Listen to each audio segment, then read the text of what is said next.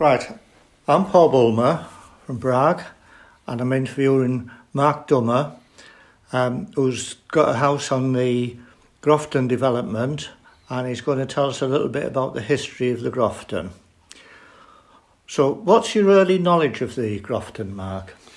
Well, my early knowledge came from my brother building a house in BRYN many years before I found the plot. I drove through BRYN one day and thought I'd always liked it and it was a lovely place to live. And I noticed on a piece of land called the Groften that there were plots for sale. So I did my due diligence and eventually ended up buying one to build my own property on it. That was the first contemporary house built on the Groften for some years. And what do you know about the Groften before you started building there? What history do you know about the Groften? Well, you know they used to call it Lat, and I remember when I came there first taking some pictures from the Dram Road, which is at some elevation from the site, and noticing that the foundations for an old row of terrace houses were still in place, and there was a corner on the pub directly below where my plot was, and some way down the road I believe there was an old chapel where you could see the foundations as well. And when I eventually got planning for it and dug through it, I certainly dug through a few old Victorian foundations and the basement of the pub, where I found some really quite nice Victorian glass beer bottles. Right. Prior to you developing on that site, do you know what that area used to be used for? Well, most of it was vacant land. The bit towards the Royal Oak side of the pub was used for parking, and there was some recreation, unofficial recreation taking place.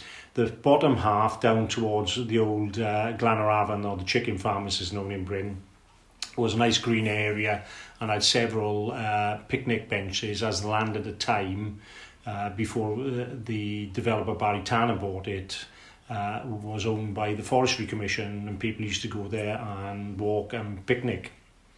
Right. And someone called BRYN originally bought the yes, land. BRYN bought it apparently off the Forestry Commission, and originally got planning for 5 plots from the Royal Oak end around about a quarter of the way along the road. There were 5 plots, one of which is still undeveloped, and the major reason for that is that there's some dispute over the ownership of the whole plot, with 2 parties claiming they own various parts of it, and there is a major public sewer that takes the whole of BRYN, foul sewer, running through the plot, and that needs to be moved before you could build a house. Plots 2 and 5 there on the corner were bought as one, and one house was built on them. I built on plot 4, which was the first house built there, and there was plot 5 after that. Right.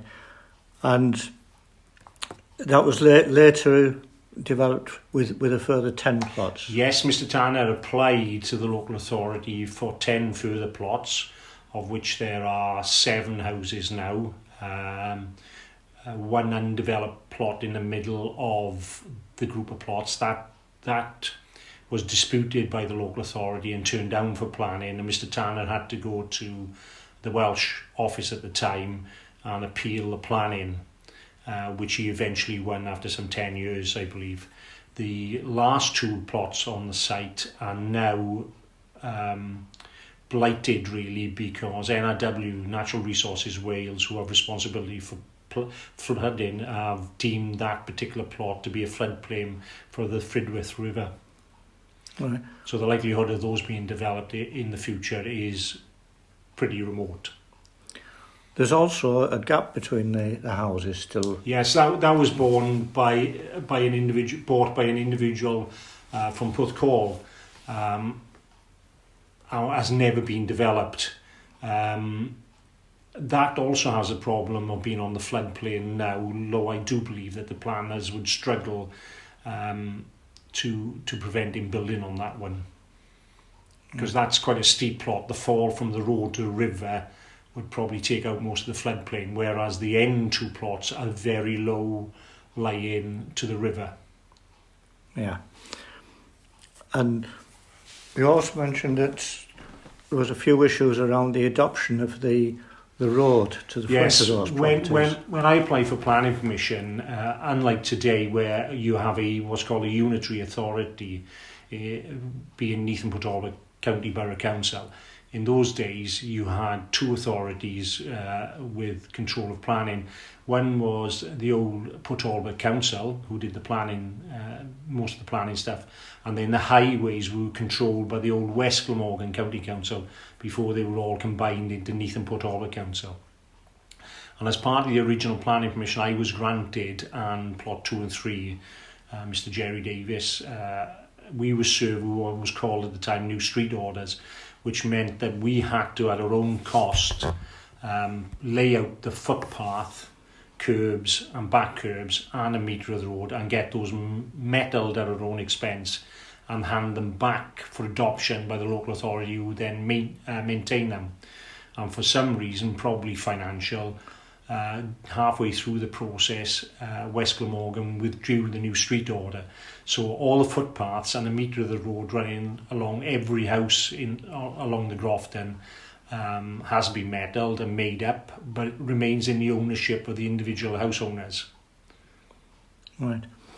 So theoretically, every time somebody walks on the footpath, they're actually trespassing. Though I don't think any of the householders are particularly bothered about that problem.